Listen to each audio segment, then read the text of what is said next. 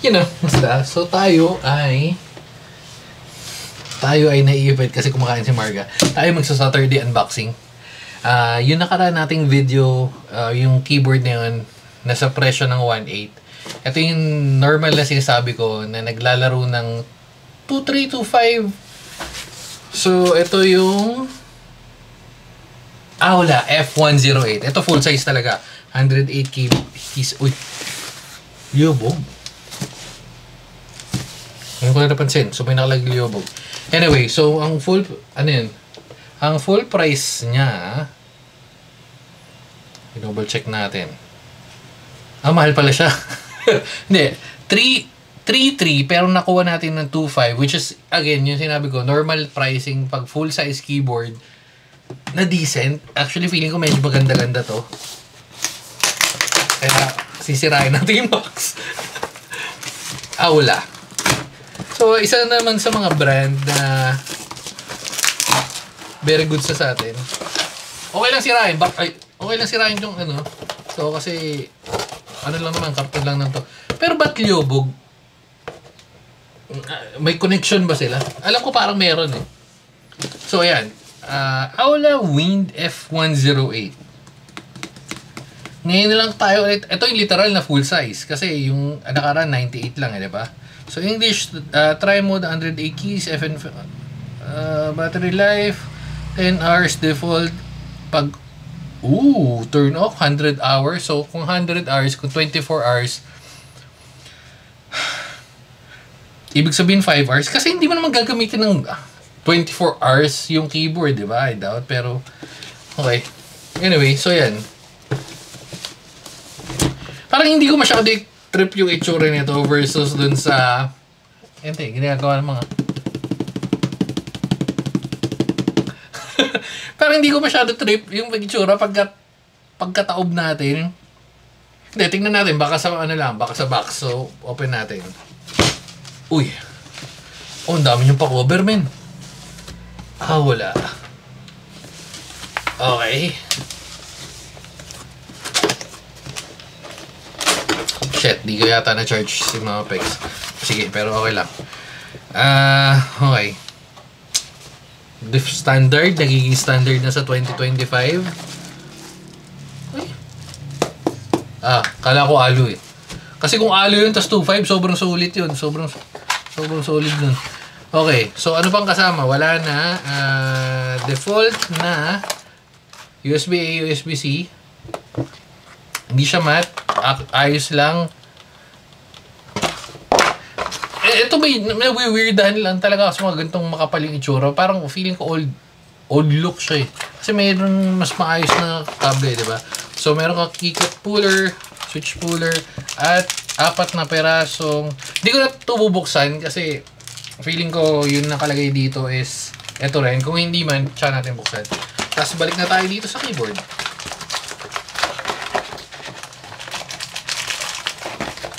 Okay. Sa keyboard, syempre may cover.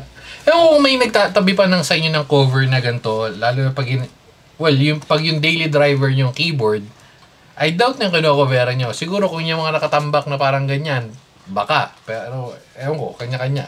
Anyway, so open na natin. Sana maganda yung tsura niya kasi mas mahal siya ng 700 or 800 ang halos kasi 1.8 lang yun eh. 1.7, 7, 8, 8, 9, 10, 11, 12, 13, 14, 15. Mas mahal nga 800. Anyway.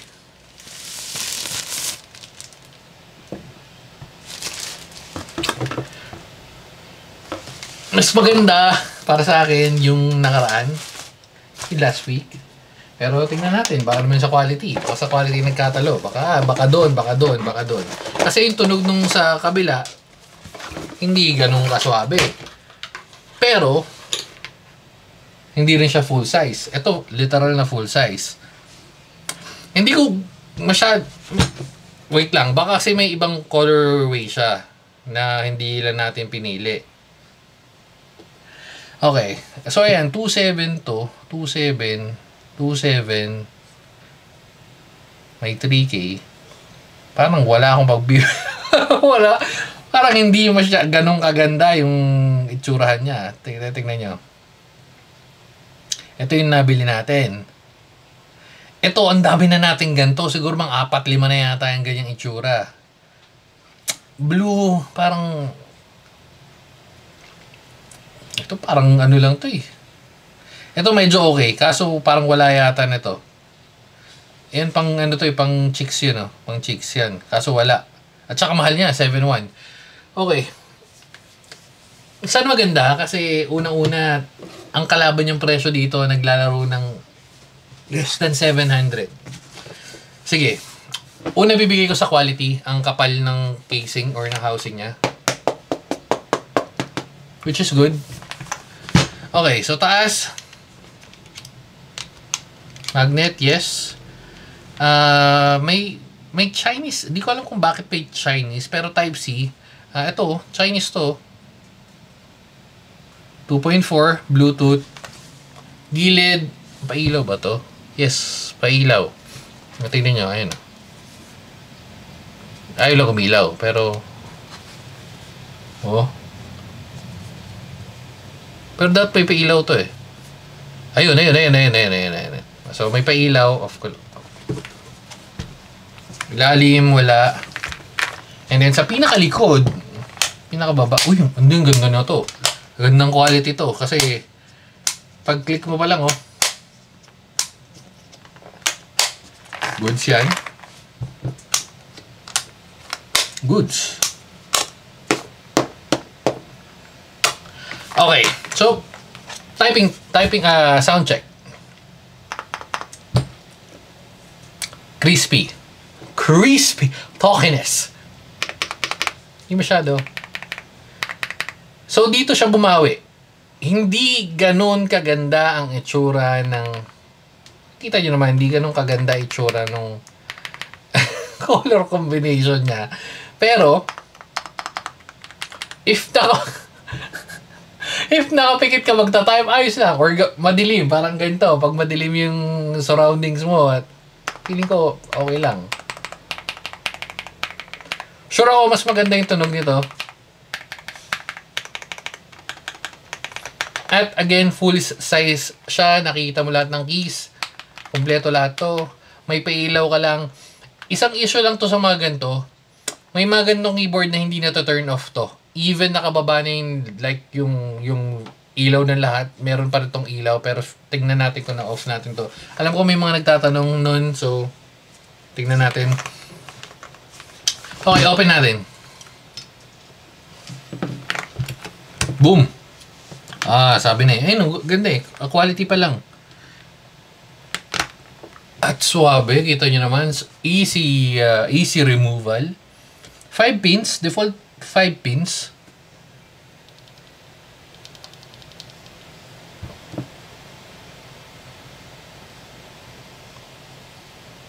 Wait, liobog. Huano, again, itong Huano na to, parang nadaanan na natin to. Medyo marami-rami na. Isa to sa mga quality, mga quality budget switches, pero solid yung ano yun. Well, so far, sa mga switches naman kasi, hindi pa ako nasiraan. Like yung hindi talaga bigla na lang di siya gumana, siguro hindi pa ako natsatsambahan, pero bukod doon sa isang keyboard na sira talaga. Pero yan, goods to, ano. Ito ang ganda ng quality nito. Ito oh. Makapal eh, kaya ang ganda ng tunog eh. Ayun, 5 pins south facing. Ayun oh. Yung foam niya hindi ganun kakapal, pero goods na eh. Anyway, so punta na tayo sa typing test para tingnan natin kung may natunog lang. Tingnan natin baka naman sa quality, baka sa typing test medyo sumablay, pero I doubt kasi okay. Mga pegs. Yeah. Oops. Hindi natin na-charge, pero feeling ko may battery pa to. Hindi ko na to ginagamit masyado pang pouring world kasi naka-dual login na tayo. Okay. Ay, okay. Ay, si Mama Pegs. Mama Pegs. And Mama Pegs. Okay.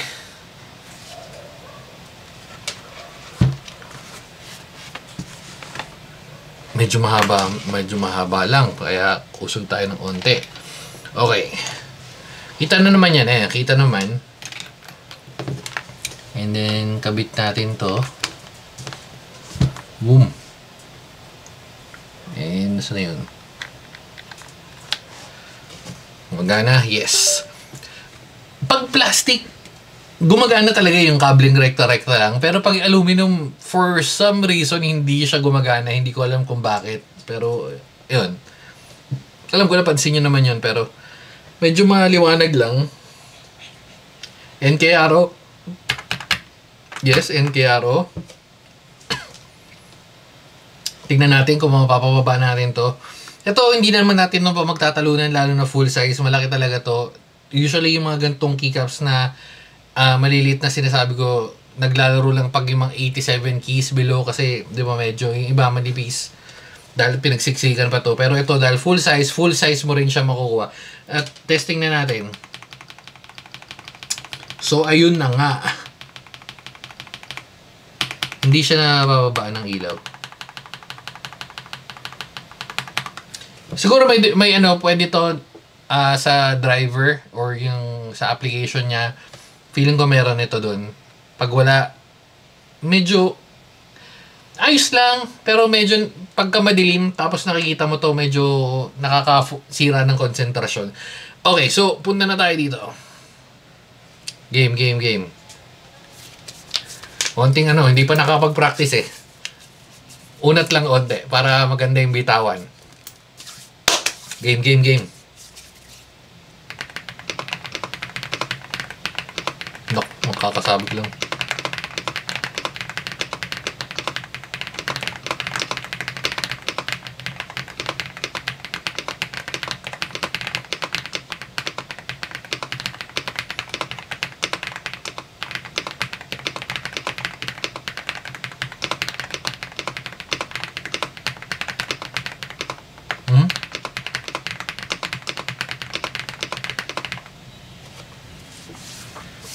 Parang nag-echo yung pagpindot ko sa kanya. Maganda naman yung... Pero mas maganda yung nakaraan, promise.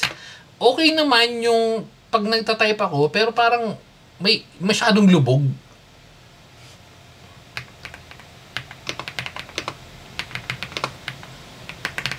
Ito, mas makunat lang kasi siya i-press. Yung actuation. Kaya yung kumbaga ang pangit eh. Kasi lalo na kung baguhan ka. Kaya nga napunta dito. Kasi diba? Yung pagpindot, pagpindot mo ng switch, medyo mas pakunat. Hindi siya tactile. Linear pa rin naman siya. Pero, yun. Mas trip ko lang yung nakaraan. Pero hindi ko sinasabing pangit. Again, mas kailangan mo lang ng effort. Kailangan mo lang press ng onte para mas maramdam mo yung pagbaon ng keys. Pero gumagana naman siya kahit hindi naman baon na baon. Ayan, okay. Ayun, hindi lang ako sanay. So, mas okay ba to dun sa last? Mas trip ko yung nakaraan, yung last week. Pero if hanap mo yung full size ng mag-additional ka lang ng mga, again, 700, 800, depende na rin sa voucher na makukuha mo. Ayos lang.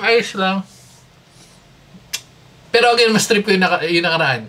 At katulad nung nakaraan, dito na natin sinisimulan yung keyboard control project natin. If interested ka dito, lalagay ko naman yung pinost ko. Less 20%. Again, na-unbox lang natin. If may nasirang switch, nakalagay naman dun. Pero ito buo. At dahil dyan, dito na natin tatapusin. So, isipin mo, 1.8. Ay 2.5. Less 20%. Oh, sige. Ano to? Aula Wind. Nasaan na? Takti walang...